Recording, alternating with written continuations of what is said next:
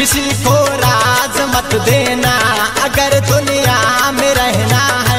ये दुनिया एक नजारा है, तुम्हें बदनाम रहना है।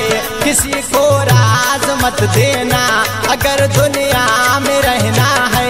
ये दुनिया एक नजारा है, तुम्हें बदनाम रहना है। किसी को राज मत देना।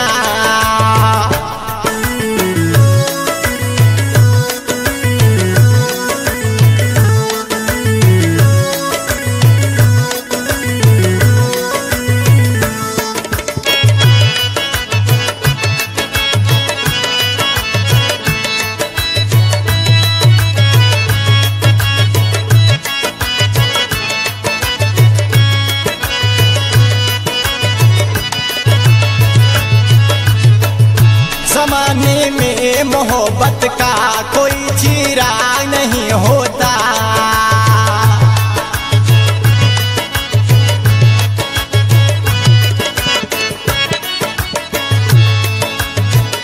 ज़माने में मोहब्बत का कोई चिराग नहीं होता।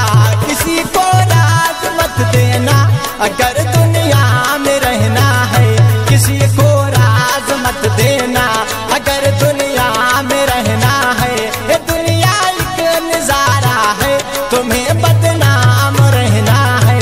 किसी को राज मत देना अगर दुनिया में रहना है।